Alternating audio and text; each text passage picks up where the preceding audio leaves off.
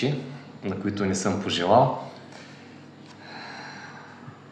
Надявам се, днес сме готови за да се поклоним на Бога, да чуем Божието Слово, което е така и другата важна част от нашето богослужение. Надявам се да оставим на страна сега всички притеснения, грижи, които са ни вълнували през миналата седмица, и да се съсредоточим, като размишляваме върху свещеното писание. Скъпи вярващи, животът на човека е съвкупност от решения, които вземаме, и то всеки ден. Започваме от най-елементарни. Като се будим сутрин, какво най-напред решаваме? Какво да закусим, какво да облечем, преди да излезем от дома, независимо за работа или някъде в центъра на града. Как да разговаряме с някои определени хора, защото знаете, че със всеки човек не може еднакво да разговаряш. Има и трудни разговори, има и по-лесни разговори. Но има и по-сложни решения, по-важни решения. И това са решението изключителна важност. Примерно, когато ученикът завършва училище, завършва 12 клас, той трябва да вземе решение как да продължи по-нататък своя живот. Дали да продължи да учи, но тогава възниква и другия въпрос. Какво да учи? Толкова много специалности, дисциплини има, които той да избере. Какво да избира? Създава този въпрос. Или пък ако не, какво да работи? Каква работа да започне? Къде? И това не е лесен въпрос да решаваме, още повече, че някъде има и безработица. Не можеш да работиш, което ти харесва, принуден си понякога да работиш това, което се намира в твоя град, в твоето селище.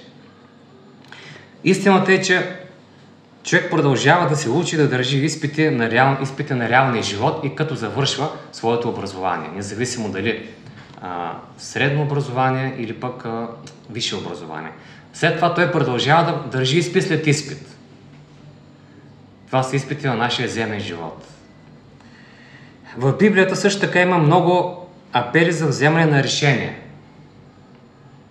Като четете и Стария Завет, и Новия Завет, виждате Бог колко пъти призвава някакво решение да вземем. Дали за Него, дали за семейството си, нещо за себе си. И тези решения, които вземаме ние сега, влияят не само за нашия земен живот, но и за вечния живот, който ни е обещан от самия Бог. Озаглавил съм темата ни за тази сутрин решения за вечността. Защо за вечността? Защото решенията, които вземаме, тези важните решения, имат своето значение и за живота в небесната родина.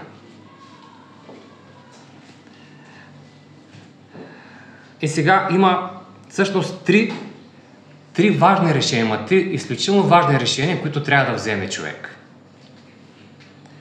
Първото решение, най-важното, може би се сещате кое е. Все пак ще прочита думите на евангелист Матей, записани в 27 глава. Матей 27 глава и там стих 22. Пилат им каза: тогава какво да правя с Исус, наречен Христос? Ето го най-важното решение, което Пилат сякаш така несъзнателно на пръв поглед, но не е случайно. Той изговорил тези думи, са записани в Евангелието. Това е въпросът какво да правя с Исус. Няма човек на тази земя, който да не си е задавал този въпрос. Вярно не е атеистът, когато се събужда през нощта. Какво да кажем за нас, които вече по-голямата част от нас са взели това решение. Но да приемеш Исус като личен спасител, това е най-важното. Най-важното, което би трябвало всеки човек да направи. Бог очаква това от всеки един човек на тази земя. Това е първото решение. Решението за Исус. Първото важно решение. Да го приемеш като свой личен спасител. Спасител от какво? Спасител от греха и от смъртта. И аз надявам, че ние сме го направили повечето от нас това вече, ако не всички, че сме преживели новорождение, приемайки Исус като Спасител, молейки го за прошка за нашите прегрешения и за сила и мъдрост да живеем живота си според Неговата воля. След това, то си има и така някакви следствия от това решение. Деяния на апостолите, 22 глава, стих 16. Това е един друг от апелите, които отправя Божието Слово към нас. Деяния на апостолите, казахме 22 глава и там специално 16 стих. И сега защо се бавиш? Стани, кръсти се и се уми от греховете си и призови Неговото име. Когато човек приеме Исус, покая се за своите прегрешения, запознай се с Неговото Слово и го приеме, той е призван да направи тази много важна стъпка. Да сключи завет с Бога чрез кръщение. И как започва сега стиха, забелязахме ли? Този стих как започва? С въпроса: и сега защо се бавиш? Думи, които са отправени към самия апостол Павел. Какво става към останалите? Да, Павел взема решението и веднага е кръстен. Взема решението, той приема Исус като Спасител и започва след това да проповядва Неговото Слово. Но тук апела е към всички. И аз ще се обърна сега към нашите тинейджери, младежи, към приятелите на църквата. Не отлагайте във времето тази спасителна стъпка, защото отлагането и не е според Божията воля. Божието желание е веднага, като Савел, веднага да кажем да на този апел и да сключим завет с него чрез кръщение. Много хора, които отлагат, казват: има време, нали, аз ще го направя, това има си време, нали? Но някои не успяват да го направят. Поради една или друга причина. И след това, ежедневната лична връзка с Исус, както говорихме в нашата група в Съдното училище, това е изключително важно да бъдем постоянни, да устояваме решението, за да бъдем свързани с Исус, тъй като там е нашата сила, в Него е нашата сила. Не в нашите познания, в нашия опит, житейски или духовен и така нататък и така нататък. Чудесната книжка "Пътят към Христос", страница 71, от 97 година изданието, четем едно чудесно, така не само пожелание, един богоотдъхновен съвет и към младежите, и към нас, по-големите младежи, разбира се. Всяка сутрин посвещавай себе си на Бога. Направи това най-първото си главно задължение. Предавай всичките си планове на Него, за да бъдат осъществени или отхвърлени, според както Неговото провидение ще ти посочи. Скъпи вярващи, приели сме това като наш личен принцип в живота, духовен принцип. Сутрин като станем, най-напред да се помолим и да посветим себе си на Бога, да му предадем нашите планове, желания, които имаме за деня, защото нашите сметки може да не излязат, не винаги излизат правилни. Да видим дали Той ще ги благослови, ще ги осъществи или ще бъдат отхвърлени, независимо по какъв начин. Много е важно да предадем нашите си планове на Него за деня. С вярата, че Той ще бъде с нас, ще ни ръководи, ще контролира обстоятелствата около нашия живот в този ден. След това Псалом 119, четем 9 и 11 стих. Псалом 119, стихове 9 и 11.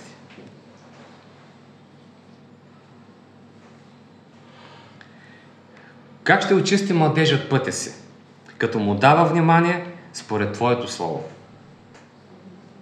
В сърцето си опазих Твоето Слово, за да не съгрешавам пред Тебе. Ето тук един въпрос, най-напред към младежите. Проповедта ми е насочена предимно към младите хора, но ще забележите, всяка точка има по нещо и за нас по-големите младежи, така че не се притеснявайте. Как ще очисти младежа пътя си, като му отдава внимание според Словото, според Библията? Колко добре е, когато младият човек се съобразява с Божието Слово, с принципите записани там. И не само ги чете за познания, за информация, но и ги практикува. И затова после възкликва Давид: в сърцето си опазих Твоето Слово. Аз пожелавам това на всеки един от нас. И особено на младите хора. Джон Банян, известният християнски писател, казва в една от своите произведения: тази книга ще те държи далеч от греха, а грехът далеч от тази книга. И тук става въпрос за коя книга? Книгата с главна буква К. Това е Библията. И той каза: Библията, когато, разбира се, ти я изучаваш и пазиш, тя ще държи далече от греха. Тоест, Божието Слово бива вече посадено в тебе, то пониква. И ти естествено вече нямаш желание да следваш греха, греховните си наклонности и изкушенията на своите приятели, съученици, със студенти и така нататък, съседи. Защото ти даваш вече едни добри плодове. Плодовете на духа, на Святия Дух. Но грехът съответно ще държи далече от Библията, възкликва Джон Банян. И наистина, много пъти греха, традициите на света са ни отделяли от Библията. Когато са поставени на преден план, когато са приоритет в живота ни, Словото, за съжаление, може да остане на заден план. Дано никога не се стига до там в нашия живот и в живота на нашите деца. Сега искам да ви разкажа една история, между другото ще разкажа няколко истории тази сутрин. Обикновено разказвам само една накрая, но този път ще са повече. В чудесната книга "Скрития дар" от Джерия Сават, която е с доста притчи, над 100 притчи съдържа тази книга, скоро я дочетох с голям интерес и я препоръчаме на другите, се разказва една история, заглавена "Подаръкът". В тази история се разказва за един абитуриент, който има много богат баща, както казват някакви, възможен баща. И този баща има доста голяма сметка, доста голяма сума в спестена и може да си позволи да му купи каквато и да кола пожелая младежът. Когато завършил образованието си, когато завършил училище, точно на същия ден, тъй като вече бил дипломиран, той отишъл в кабинета на баща си, баща му го бил повикал и очаквал от него да му купи желаната кола. Той така няколко намека бил пуснал преди това. Знаете как, когато човек търси нещо, знае как да подхвърли, за да получи съответното нещо. Баща му бил наясно с това, но каква е била изненадата му, когато той му подарил само една кутия. Една красива кутия, и като отворил кутията, вътре имало Библия. Представете ли, за нас може би това е един ценен подарък, особено на времето, когато нямаше много Библия, трудно се намираш преди 30-40 години Библия, но тогава младежът реагирал по много неприятен начин. Той се разкрещял на баща си: "Как може ти имаш толкова много пари? Не ми подари желаното от мен спортна кола, а само тази Библия ми подаряваш." Оставил принудително кутията с Библията на масата му, излязъл от кабинета му и, за съжаление, повече не го видял. Избягал от дома си. Реагирал по начина, по който никой от нас не иска да реагират неговите деца. И тогава, минали години, доста години, младежът все пак преуспял. Той явно имал така някакви способности от баща си, станал добър бизнесмен като него, успешен бизнесмен, спечелил така немалко финансови средства. Имал си, разбира се, хубава кола, хубава работа, хубаво жилище, семейство си имал така вече, деца. След доста години той се сетил за своя баща. Как след толкова време, аз не знам, но историята караме по същество. Решил да се върне да види баща, защото чул, че баща му бил болен. Доста болен бил баща му, искал да отиде все пак да го види, нали? Най-малкото от хорски срам, както се казва, но не знам какво се е мислил той, но когато пристигнал, вече се канял да тръгне и получил телеграма. Работа му го забавила малко време и тъкмо вече, когато искал да тръгне, получил телеграма: "Баща ти почина." Станал най-лошото.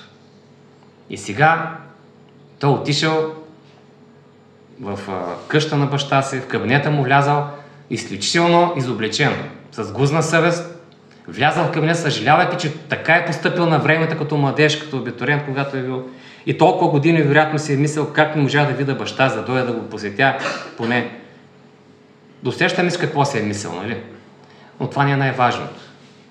Той започнал да рови с документите, там той разбрал, че баща му завещава всичко на него, негов наследник, завещал целия си бизнес, богатствата си на него. И когато ровил измежду многото документи, той намерил тази стара кутия, вече остаряла кутия, в която била Библията. С още по-голяма болка в сърцето той отворил Библията, която отхвърлил преди години, този подарък от баща му. За завършването започнал да прелиства така страниците, сякаш те все пак да види какво представлява тази Библия. Тя била прекрасна Библия с златисти букви отпред, имало някакви подчертани стихове от баща му, които той го направил услугата да наблегне на тези стихове синът му, като започна да я чете. И както гледал един стих в Евангелието на Матей, който се говорило, че ако вие, които сте зли, знаете да давате добри неща на децата си, колко повече вашия небесен Отец ще даде добри дарове на тези, които го търсят. И като четял този стих, изведнъж нещо изпадало от Библията. И това бил един ключ. Сега тук много не се разплача, обаче много се вълнува от тази история. Този ключ бил ключът за колата, която той желаял да има. Така желаната мечтана от него спортна кола. Той погледнал ключа с още по-голяма болка, вероятно, в сърцето си, и там към ключа било закрепено едно надписче с името на собственика на, така да кажем, на фирмата, която продавала тези коли. И там до името му пишело платена 100%. Разбрахме ли, скъпи вярващи? Ключа за колата бил в Библията още тогава, ама кой да приеме Библията, за да намери там ключа? Изводите са много, които може да направим. Аз се сещам за думите на Исус. Да търсим първо Божието царство и Божията правда. Всичко останало ще ни се прибави. Младежът направи фаталната грешка. Да отхвърли Божието Слово, да отхвърли Бог в този момент, като бил абитуриент, ще да получи заедно с това и подарък за желаната кола. Но най-важното, истинското богатство, кое е? За нас, като вярващи хора. Истинското богатство, това е Исус Христос и Неговото Слово, което ни води към вечността. Исус чрез Словото си, когато го приемем. Нека не пренебрегваме най-голямото богатство, най-големия подарък, който небето може да ни даде. Това е Исус. И когато го приемем, Той казва, вие получавате тогава вечен живот. Ако, разбира се, сме постоянни в приемането му и в следването му. И така, който вземе първото важно решение да се посвети на Христос, Святия Дух ще му даде мъдрост да вземе правилно и другите две важни решения. Кои са те? След малко ще видим кои са другите две важни решения за един младеж и за всеки един човек фактически. Сега тук един апел към дългогодишните вярващи, едно пожелание. Каза, че ще има към всяка точка от темата и нещо и за нас по-големите младежи. Аз така наричах в предишната ми църква вярващите, големите младежи. И така, Матей 24 глава, отново отваряме Матей, и там 24 глава, стих 13. Думите на нашия Спасител.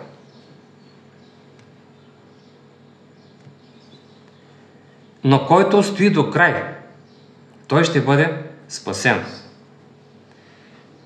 Скъпи вярващи, ние живеем във време на световен хаос. Всеки от вас наблюдава или слуша новините, поне от време на време, ако не всеки ден. Виждаме, че около нас има войни на север, на юг, има война. Нашата страна е хаос с управлението все още. Никой не знае кога ще се приемат съдбоносни закони, които ограничават религионната свобода на всеки човек и го принуждава да се подчини на някои други човешки правила и закони. Няма да навлизам в дълбочина, защото някой друг път ще поговорим, не е това темата за днес. Но въпросът е, вземаме ли решение всеки ден да се посвещаваме на нашия Бог, да му бъдем верни и да устоим до край, както ни апелира към нас Исус. Дано да взимаме всеки ден решение да устояваме до край нашата вяра, нашата връзка с Исус. Това да го следваме, да му бъдем верни на Неговото Слово, на Неговия закон и така нататък. Второто важно решение, което е призован всеки млад човек и всеки човек по принцип. Това е решението за призванието в живота. Или каква да бъде професията, която аз да работя. С която все пак по някакъв начин така и да служа на Бога, чрез моята професия. Защото може да бъдеш Него свидетел с всяка една професия, на всяко едно работно място. Но, книгата на пророк Еремия, 1 глава, 5 стих, най-напред четем там. Нещо така изключително насърчително за всички ни. Еремия, глава 1, стих 5. Преди да ти дам образ в утробата, те познах. И преди да излезеш от утробата, те осветих. Поставих те за пророк на народите. Казва Бог на младият Еремия и не само на него. някой от вас помни ли се на колко години е бил пророк Иеремия, когато е чул тези думи? Когато е бил призван за пророк? Сеща ли се някой? На колко години може да е бил той? На 20. На 20. Имаше едни стари уроци преди повече от 30 години за книгата на пророк Иеремия. Там авторът на урока пише, че е бил около 20 годишен, когато Бог го призвал за първи път за негов пророк. 20. И днес Бог призовава младежи, тинейджери, с уверението, че за всеки от тях има място в неговия план, както е било и с Иеремия. Скъпи млади хора, скъпи младежи, опитайте се да разберете какъв е Божия план за вас, за това каква професия да изберете и да придобиете.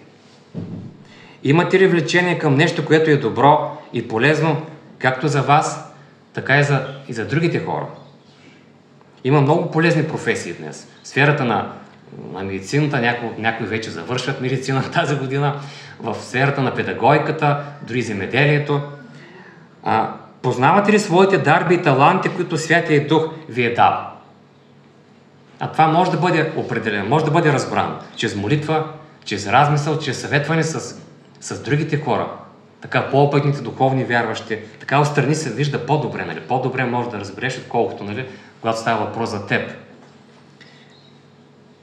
Спомня си на времето, когато бях още ученик, питаха ни често какво искаш да работиш, какво искаш да станеш като пораснеш.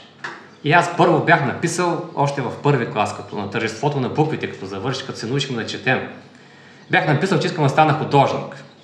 Никаква дарба, никакъв талант няма да рисувам до ден днешен. После, така минаха няколко години, стана лекар, ще лекувам хората. И това не беше. Не ме приеха биологична паралелка в края на 7-ми клас и се отказаха. То можеше и по друг начин да стане, не само че да учи биологична паралелка. Както ми казвал много пъти моите жена, си благодаря, казваме не веднъж, бързо се отказваш.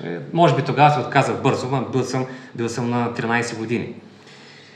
После, слава Богу, вече като повярвах, дойдох в църквата и Бог ми даваше така постепенно убеждението, че желая от мен да бъда проповедник. Първо станах корпоратьор, после учител и това беше една подготовка за пасторската служба, признавам се. И то е така, това го пише в духа на пророчеството. Бог имал това призвание за мен, но трябваха ми години, за да го разбера.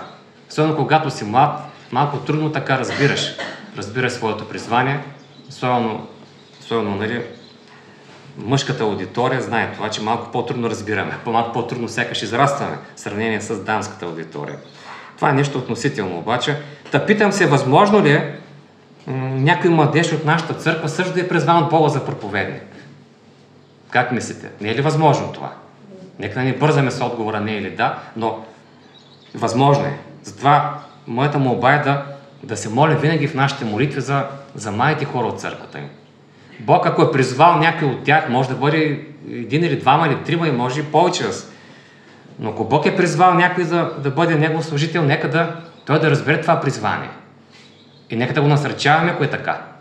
Нека да ни бързаме да отписаме нашите младежи, да казваме, нали, това не се отнася за тях. Защо?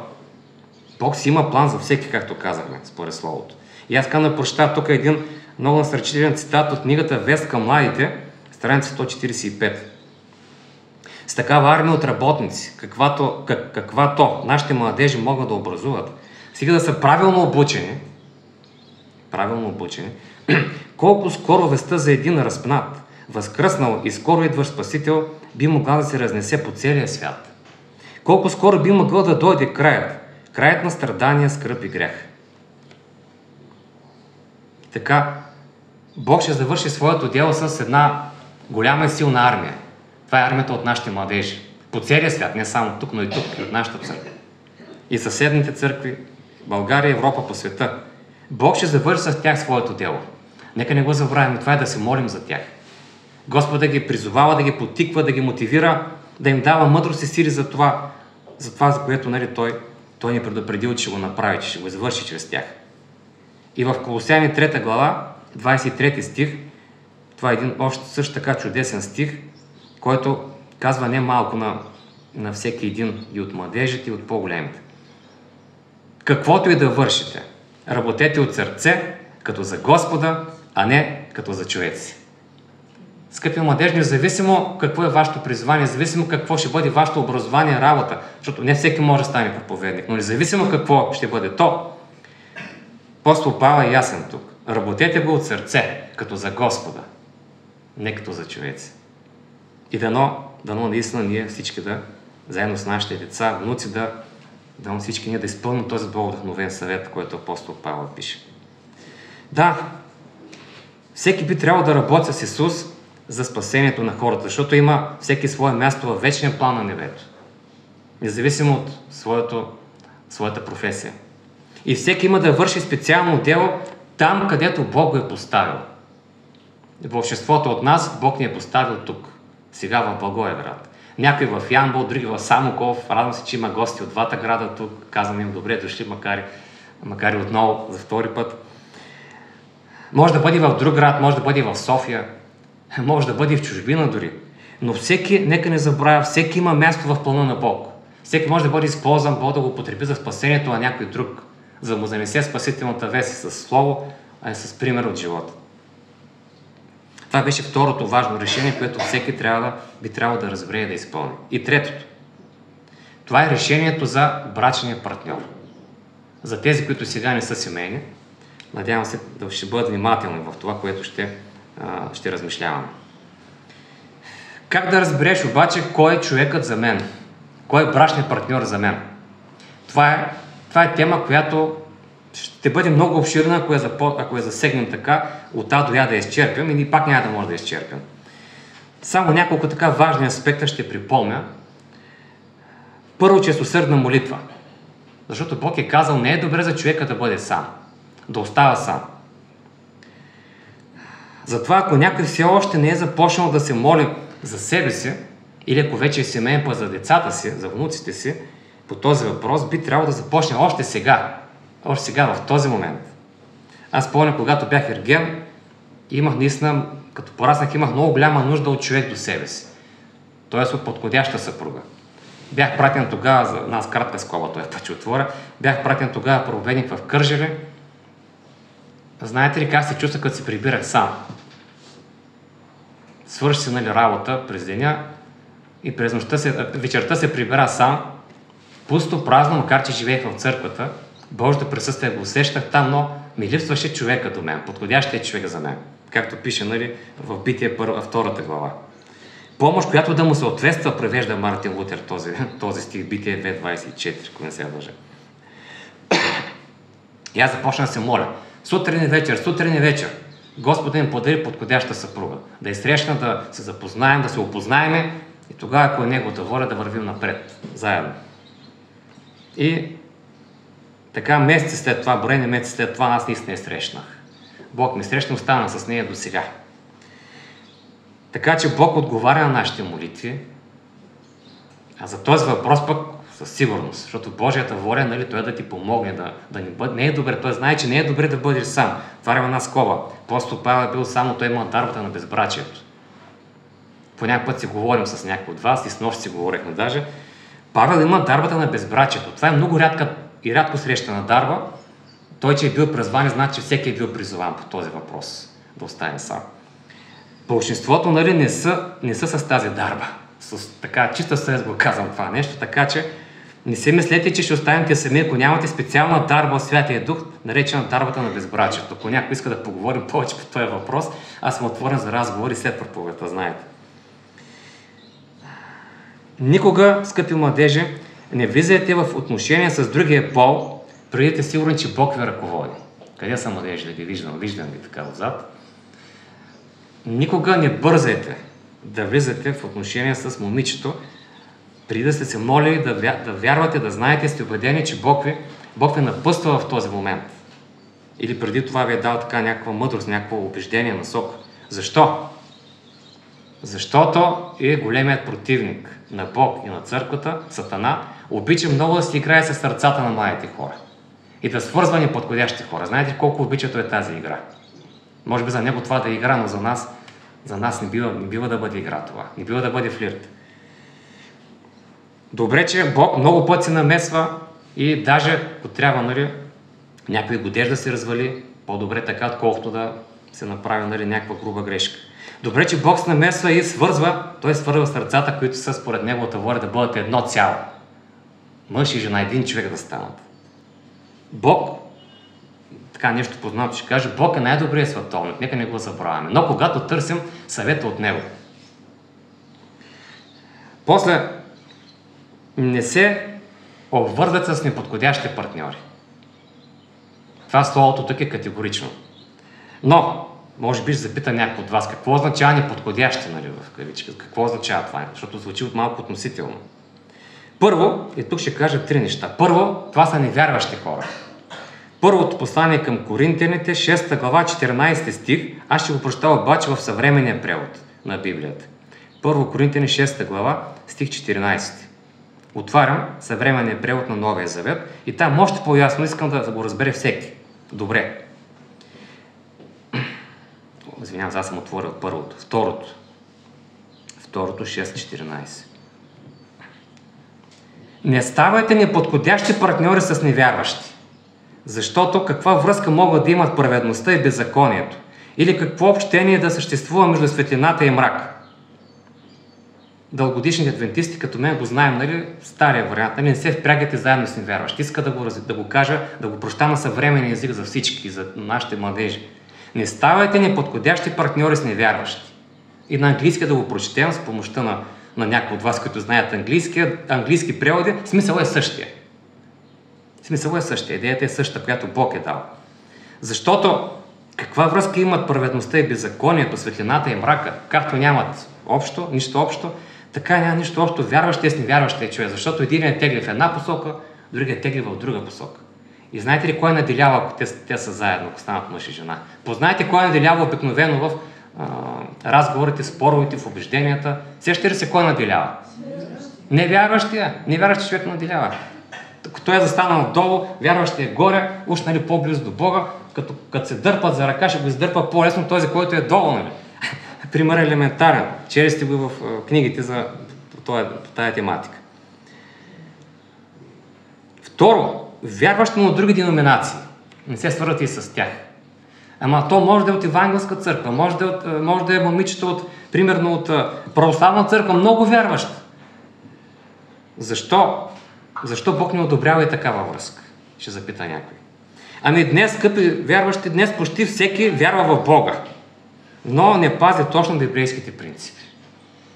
Това е основното. И нищо чудно такъв партньор да ви кара примерно, да почивате в неделя, а в събота да отивате на пазара в Благоевград или на гробища да отбележите задушница. Нали, пазара е в събота и в сряда и в събота има пазар тук. Примерно казвам, това са елементарни примери. Не е никак приятно, когато има остри спори в семейство, особено пък на духовна тематика. Как ще реагира децата? Мама казва това, тати казва това, на кой да вярвам, а никой няма да вярвам, ще живее както аз се знае. Така ли? Много пъти, съжаление, така се получава в случаите, когато, нали, има партньори с различни идеи и убеждения. И трето, което не бива да правите, според мен, като младежи, като хора, които желаят да имат семейство, но не са го направили още, внимавайте много, не се свързват с хора и от нашата деноминация, но не духовни. Защото често пъти чуваме нашите деца, внуци, когато се прибират от лагери, прибират се малко разочаровани. Ама този човек, ти ми каза за него, ама той не е такъв, като ти ми казваше за него. Той е такъв, нали? Аз това забелязах. Как да разбереш сега кой човек пък е недуховен? Другия въпрос. Другия контравъпрос. Как да разбера сега аз, нали, това момиче духовно ли или не? Това момче духовно ли или не? Не е лесно наистина. Но, скъпи младежи, задайте си няколко въпроса за себе си. Искате Бог да ви отговори в молитва. Първо, човека, който аз харесвам, симпатизирам, обича ли Бога на първо място? Спомняте ли си интервюто, което дадоха тук преди броени месеци, Глория Сенчо? И двамата казаха техния първи критерий, кой е бил, който са ги съветвали, техните родители. Спомняте ли си? Човекът да обича на първо място Бога. И ако обича и него, човека с който се свърже, всичко е окей. Така ли беше горе? Да обича Бога, да обича и тебе. Ако тези неща са наред, продължава напред. Това може да се проличи след известно време на общуване. Няма как да не го забележите. Дали това е така за човека, който харесвате. Затова обаче бързайте бавно. Не съветва и духът на пророчество. Не бързайте да се свържете с първия срещнат. Защото първите впечатления може да издържат. Бързайте бавно. Бавно, но сигурно. После другия въпрос: ще им помогне ли тази връзка по пътя към небето? И ще увеличи ли любовта ми към Бога? Това са въпроси, които се задавайте и Бог ще ви даде отговор на тези въпроси след така известно време на наблюдение, на общуване с човека до вас. И нещо безценно, което ще кажа: съветвайте се с духовни хора, включително и със своите родители. Някой ще каже: айде сега пък, ще издигаме тук родителски авторитет. Така ли? Не е това целта. Скъпи младежи, не подценявайте своите родители. Особено ако имат дългогодишен опит във вярата. Те познават и други младежи, но най-добре познават вас.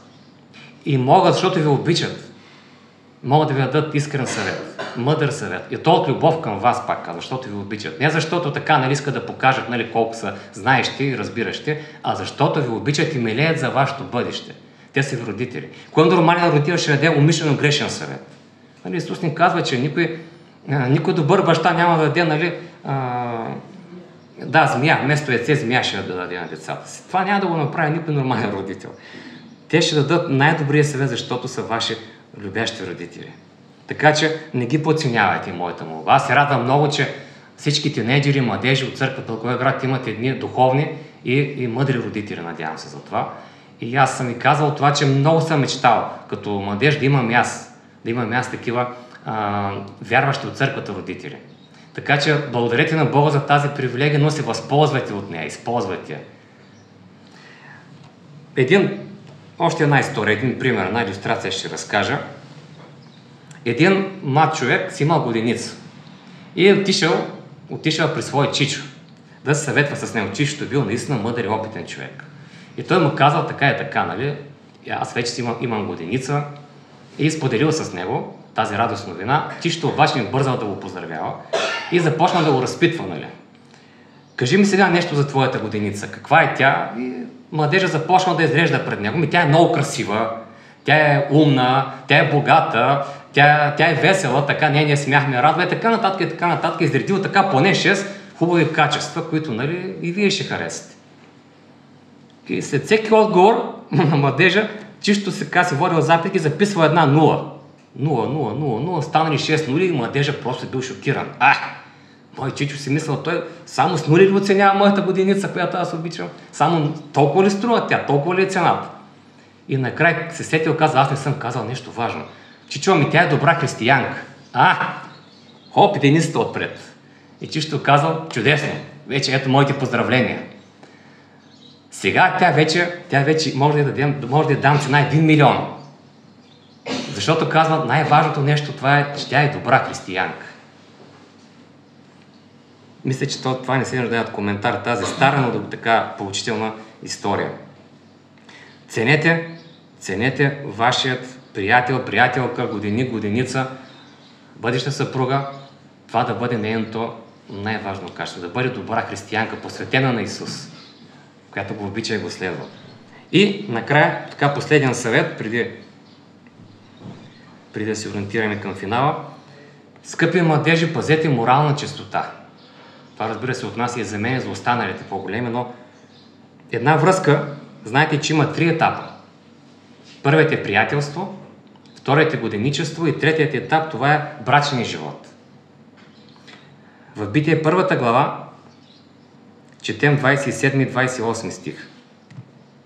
Момент да върна само на ревизирания превод, протестантския. Битие 1 глава и там чета 27 и 28 стих от 1 глава. И Бог създаде човека по своя образ. По Божий образ го създаде, мъж и жена ги създаде. И Бог ги благослови и Бог им каза: плодете се и се размножавайте, напълнете земята и я покорете. Бъдете господари над морските риби, над въздушните птици, над всяко живо същество, което се движи по земята. Пак добре познати стихове, нали? И за тинейджерите. Но тук Бог много ясно ни казва, че преди брака би трябвало да се свържете духовно, а след брака вече, това тогава е интимно. Тоест да имате вече близки отношения, интимни след брака. До тогава обаче използвате момента да се опознавате, когато сте приятели или пък вече годиници, решили сте. Опознавайте се, сближавайте се духовно. Това може да бъде едно време, чудесно време за укрепване на връзката, духовната връзка между вас. И сега въпрос за размисъл и за семейните хора. Казах, че ще има към всяка точка, нали, нещо и за по-големите. Помагам ли на брачния си партньор да се подготви за живота в небесната родина? Говорим за семейните вече. Независимо дали той е част от Божието стадо или не е, Божия народ или не, ние сме призвани да се молим един за друг. Други въпроси, моля ли се усърдно, освен за него, за брачния партньор и за децата, внуците ми. Нека не спираме да се молим за всички тях, за нашите семейства. Давам ли им добър пример, че живота си? Защо е важно това? Защото по някой път само това ни остава. Разговорът ни помагат, няма отговор на нашите молитви понякога, но добрият пример от нашия живот никой не може да го отрече и той си дава своето добро влияние и отражение. Много хора са вземали решение за Бога след смъртта на брачния си партньор, който е бил дълбоко вярваш. Чак тогава го вземат. Нека не забравяме и това. Някой път може по-късно човека до вас да вземе решение, или вашето дете, или внук. И последният въпрос, съветвам ли ги, че Словото, когато имат нужда от това, не постоянно винаги да не се натрафваме, но когато има нужда, даваме ли тези Бог-вдъхновени съвети? Молим се да ги разбират, приемат, да ги пазят. Това е много важно, наистина. Нека си помислим всички по тези въпроси. Темата ни беше решения за вечността. Решения, при които всеки един от нас се е изправил и някои се изправят все още. Нашите тинейджери младежи се изправят и първа пред тях. Колко голяма нужда имат от нашата подкрепа. Кои бяха тези решения? Първото, най-важното, кое беше? Решението за Исус. Второто, за професията или за призванието, което Бог има към всеки един от нас за живота ни. И третото решение за брачния партньор. Най-доброто за младия човек е да вземе тези решения точно в тази последователност. И не случайно аз така хронологично под тази хронология ги засегнах в проповедта. Най-разумното е това. Това го доказва опит, духовният опит. Първо решението за Бога. Когато приемеш Бог, вече той ще помогне да вземеш и второто решение, да разбереш призванието му, професията. И третото за брачния партньор. Вече когато ти все пак имаш някаква осигурена работа, подобна на младите деца на Израел, на малките деца на Израел, когато деца са били възпитавани, обучавани в някаква занаята да практикуват. Бог със сигурност ще помогне, когато човек го е приел да го търси ежедневно го търси за помощ, за мъдрост, за убеждение. И мисля, че всеки човек, който има една здрава връзка с Бога, ще разбере какво Бог желае от него. Ще разбере Божия план за него. Защото Бог има такъв за всеки. Сега в край ви разказвам последната история и тя е много вълнуваща и поучителна. Един индиански вожд бил устарял вече и искал някой от неговите трима синове да го наследи. Само че не било лесно решение.